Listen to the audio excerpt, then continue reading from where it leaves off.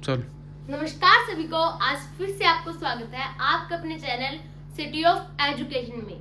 आज हम जानेंगे फिगर ऑफ स्पीच के बारे में, जिसे हम हिंदी में अलंकार बोलते हैं।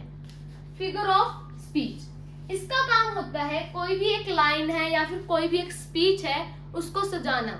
जैसे the eagle dive is very powerful.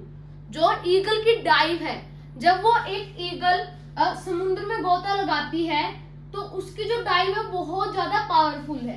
अब ये तो सिंपल सा सेंटेंस हो गया, लेकिन अगर हमें इसको सजाना है तो हम ये बोल सकते हैं कि the eagle dive is very powerful like a Thunderbolt. यानी जो ईगल की डाइव है वो बिजली की तरह बहुत ज्यादा तेज है।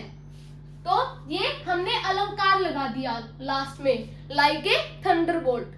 तो इसे हम बोलते हैं फिगर ऑफ स्पीच। ये क्या कर रही है, हमारा जो सेंटेंस है उसको सजा रही है। अब इसके कुछ टाइप्स के बारे में जान लेते हैं। मैंने ये जो मेन टाइप्स हैं, ये 4, इनके बारे में मैं बताऊंगा आपको। तो पहला टाइप है सिमिली। इसका मतलब, अब मैंने आपको एग्जांपल दिया था, the eagle dive is very powerful like a Thunderbolt. तो जहां पे भी आपको लाइक दिख जाए या फिर एज दिख जाए, जैसे कि आपने कभी कभी सुना होगा एज गुड एज फादर, यानी अपने पापा की तरह अच्छा काम करने वाला, एज गुड एज फादर। तो वहां पे एज जो है ये सिमिली है, ये वाला अलंकार यहाँ पे है। नेक्स्ट है पर्सोनिफिकेशन। पर्सोनिफिकेशन, जब एक कवि अपनी जो भावनाएं हैं उसको एक दर्शाता है। जैसे कुछ कवि कहते हैं कि तारे नाचते हैं, टिमटिमाते हैं आसमान में, तो वो उनकी कल्पना है, जो वो क्या कर रहे हैं, नॉन लिविंग थिंग्स को लिविंग थिंग्स जैसा दिखा रहे हैं। नॉन लिविंग थिंग्स को लिविंग थिंग्स जैसा दिखा रहे हैं। अब तारे रियल में तो नाचते नहीं, लेकिन उसे हम बोलेंगे पर्सोनिफिकेशन, क्योंकि वो ऐसे टिमटिमाते हैं, इसलिए उन्होंने बोल दिया कि तारे नाच रहे हैं आसमान में। तो वो उनकी कल्पना है।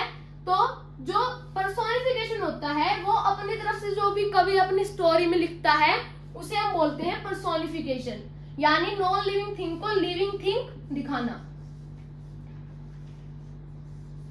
नेक्स्ट है एलिट्रेशन। एलिट्रेशन में ये सबसे इंपॉर्टेंट और सबसे इजी फिगर ऑफ स्पीच है। इसमें जैसे कि अब लोनली लैंड है, लोनली लैंड, तो ये 2 वर्ड हैं।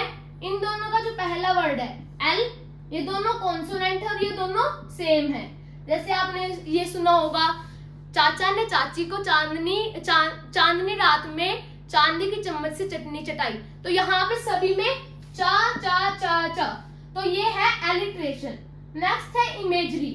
अगर आप कुछ भी बोलते हो, जैसे आप सपोज कीजिए एक बहुत बड़ा झरना है, उसमें मछलियां तैर रही हैं, तो ये हो गई हमारी इमेजरी। इसमें क्या होता है, अगर हम कुछ भी सोचते हैं, मान लीजिए एक बच्चा रो रहा है, तो हमारे दिमाग में एक इमेज आती है, हाँ भाई बच्चा रो रहा है, तो उसे हम बोलेंगे इमेजरी। अगर कुछ भी मैं आपको बोलूं और आपके दिमाग में करंटली एक इमेज आई, उसे बोलेंगे इमेजरी। तो ये 4 मेन टाइप थे।